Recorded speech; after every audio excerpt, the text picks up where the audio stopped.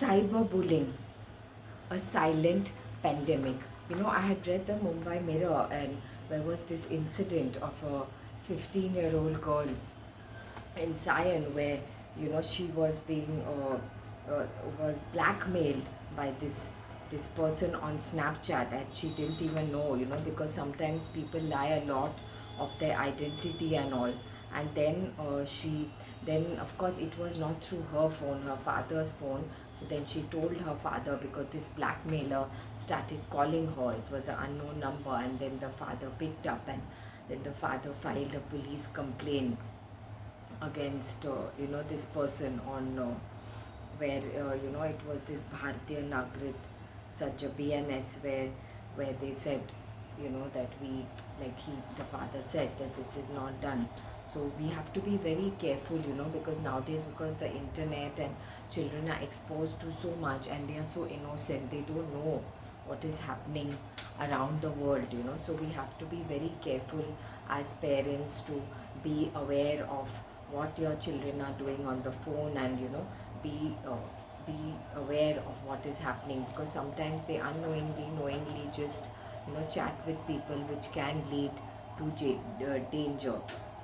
So then this was happening since this was happening for 6 months, and she had not told her father. But when the father got the call, he realized that something is wrong, and then of course she told her father that this person was blackmailing her. So we have to be really careful with cyberbullying, because a lot of things are happening nowadays through cyberbullying, where they've been threatened also, and a lot of things. So we have to be very careful and check the phones of our children, or what. And if something is fishy, we should immediately report it, to the police station. So, and then now there are so many apps also where we can see the screen time or what is happening, in, to check. It's very important. So I just wanted to make you all aware that this is happening, because sometimes we get so involved with work and a lot of the things, and we sometimes we are really exhausted, and and sometimes we are like, okay, the children mobile phone, so it's less stress for us, but we really don't know what they are doing with the mobile phone. So please be very very aware and careful, with all this. That is my message to you.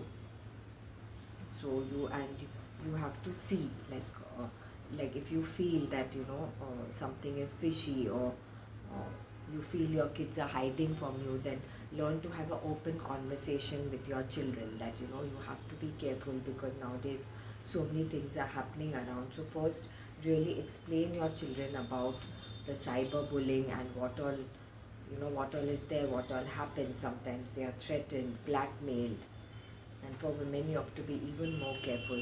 So you should have a clear conversation that this happens, and to be aware, not to just message any stranger out of the blue, because so many people also don't disclose their identity.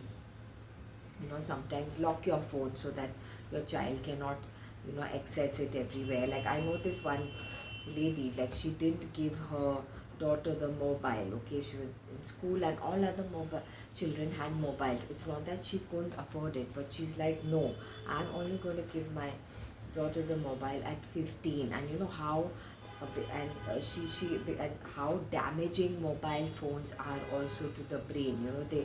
They they emit electromagnetic frequencies which disturbs the brain capacity, the cognitive capacities of the brain, and it can also lead to dementia and a lot of other things. So we have to be very very careful, because earlier, 20 years back, we didn't have technology and mobile phones, but now, yes, it is important. Now all our work and everything lies on that, but we should also be aware of our health. So wear earplugs, when you're on the mobile. So just be aware, and that's my message to you, as we have to protect the children. So thank you so much. Please forward this video to your family and friends, and check out my website on www.natashaadvani.com. Thank you.